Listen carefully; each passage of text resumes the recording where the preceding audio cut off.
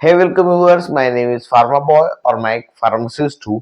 मैं एक अस्पताल में एज अ फार्मासिस्ट के तौर पर काम करता हूँ। मेरा एक्सपीरियंस इंटरनेट के साथ शेयर करने का ट्राई करता हूँ ताकि बाकी लोग भी इससे कुछ चीज़ें समझ सकें। साथ ही साथ दवाइयों के बारे में भी मैं कुछ बेसिक चीज़ें इंटरनेट के साथ शेयर करता हूँ फॉर एजुकेशनल पर्पसेस। स्टार्ट करते हैं आज का वीडियो। आज के वीडियो में बात करेंगे मोस्ट कॉमनली प्रिस्क्राइब्ड मेडिसिन के बारे में, जो कि कॉमनली उतना ज्यादा प्रिस्क्राइब नहीं की जानी चाहिए। जी हाँ, हम बात करने वाले एंटीबायोटिक्स के बारे में। एंटीबायोटिक्स दवा आखिर क्या होती है? एंटीबायोटिक्स का आप नाम से ही समझेंगे, एंटीबायोटिक, बायोटिक मतलब बैक्टीरिया।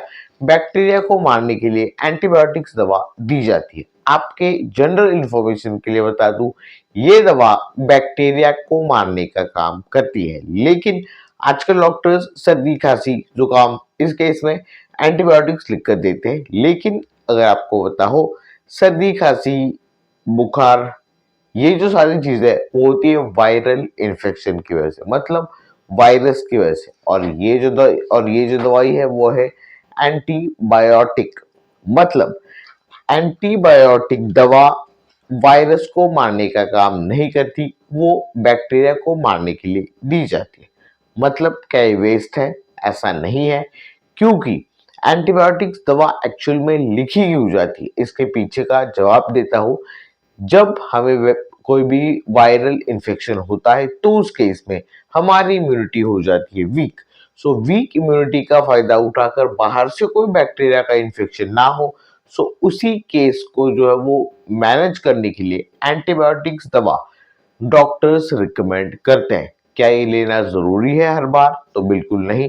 जब तक आपको ये चीज डिटेक्ट नहीं होती कि आपको बैक्टीरिया के थ्रू ही जो है वो कोई इन्फेक्शन हुआ है, तभी जो है वो एंटीबायोटिक दी जाती है।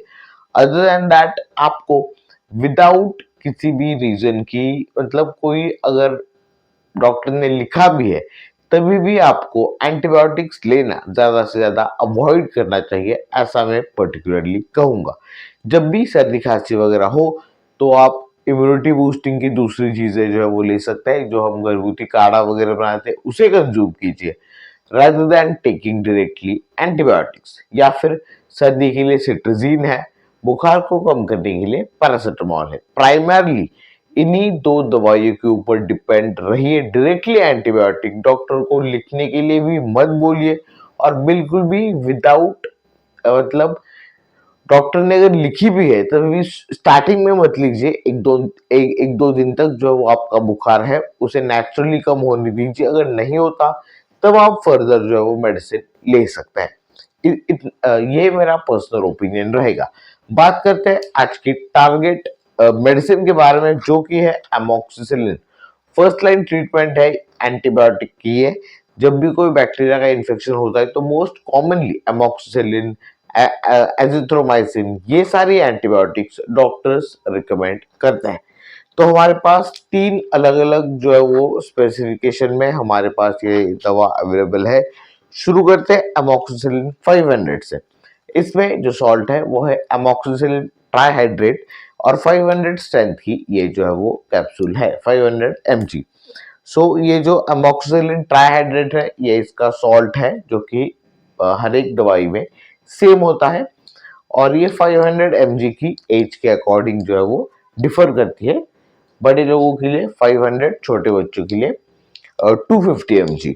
तो ये है छोटे बच्चों की, और वो पीली वाली जो मैंने आपको कैप्सूल दिखाई वो है बड़े लोगों के लिए। सो इसमें भी आपका इन्फेक्शन कितना सीवियर है उसके अकॉर्डिंग बीडी या फिर जो है वो ओडी, ओडी नहीं, एक तो दो बार देंगे, सुबह शाम, या फिर सुबह दोपहर या फिर शाम को। ऐसे 3 टाइम ये जो है वो 2 से 3 time as per your infection ये दवाई जो है वो डॉक्टर्स रिकमेंड करते हैं। थर्ड हमारे पास है एमोक्सिसिलिन, मतलब एमोक्सिसिलिन और पोटेशियम क्लेवुलिनेट टैबलेट। ये बेसिकली दूसरी स्ट्रेंथ में है, और इसके बारे में अगर बात की जाए तो इसमें जो सॉल्ट है पोटेशियम क्लेवुलेट, सो ये अलग कैटेगरी के हैं। इसमें क्या है कि ये जो एंटीबायोटिक्स है वो बीटा लैक्टम एंटीबायोटिक्स कैटेगरी की दवा है, लेकिन कुछ केस में ज्यादा जो बीटा-लैक्टम जो रिंग होती है, अगर जो भी फार्मेसी वाले तो उन्हें ये चीज अच्छी तरह से समझेगी कि बीटा-लैक्टम एंटीबायोटिक्स जो होती है तो उनमें कुछ बैक्टीरिया बीटा-लैक्टम की रिंग जो है वो ब्रेक करता है कुछ सर्टेन एंजाइम्स के थ्रू। तो उस एंजाइम को सप्रेस करने के लिए क्लावोलिनिक एसिड का जो है वो कॉम्बिनेशन बनाकर ये अमोक्सिसिलिन जो दवाई है वो दी जाती है। सो ये तीनों भी जो है वो एंटीबायोटिक दवाइयां है बैक्टीरिया को मारने के लिए डॉक्टर रिकमेंड करता है। स्टार्टिंग में डॉक्टर जो है वो अमोक्स देते हैं, फिर अमोक्सिक्लाव अगर फर्दर बैक्टीरिया का अगर रेजिस्टेंस हो गए तो देते हैं। तो लेकिन मैंने काफी बार ये चीज भी नोटिस की है कि सर्दी खांसी की दवाई बोलकर जो है वो आजकल बहुत समय मतलब जहां पर मैं काम करता हूँ वहां पर बहुत सारे पेशेंट डायरेक्टली डॉक्टर को बोलते हैं कि मुझे एंटीबायोटिक्स लिखकर दे दो। मेरे ख्याल से अप्रोच बिल्कुल भी सही नहीं है और ना ही आपका अप्रोच होना चाहिए अगर आप एक हेल्थ केयर प्रोफेशनल है तो, क्योंकि अगर अर्ली स्टेज में एमोक्सिसिलिन या फिर किसी भी तरह के एंटीबायोटिक का रेजिस्टेंस बिल्डअप हो गया और फ्यूचर में आपको अगर कोई बैक्टीरियल इन्फेक्शन हो गया तो उस केस में हमें हायर एंटीबायोटिक्स चूज करनी पड़ती है। सो इसीलिए अर्ली स्टेज में छोटे बच्चों से लेकर बड़े लोगों तक आपको ज्यादा से ज्यादा एंटीबायोटिक्स को अवॉइड करना है। इस चीज का भी आपको ध्यान रखना है। सो आई होप आपको थोड़ी बहुत चीजें इस वीडियो के थ्रू समझ में आ गई होंगी। एंटीबायोटिक्स से दूर रहिए। सर्दी खांसी के लिए एक तो पैरासिटामॉल है, सिट्राजिन है, बाकी सारी दवाइयों को चूज कीजिए। एंटीबायोटिक से दूर रहिए ताकि रेजिस्टेंस बिल्डअप ना हो और आपकी हेल्थ अच्छी रहे, आज के लिए भी और फ्यूचर के लिए भी। सो आज की वीडियो के लिए बस इतना ही। आई होप इस इंफॉर्मेशन से आपको कुछ चीजें सीखने को जरूर मिलेंगी। मेरा नाम है फार्मा बॉय और मैं एक फार्मासिस्ट हूँ। आज की वीडियो के लिए इतना ही, फिर मिलते हैं अगली वीडियो में। Till then good bye.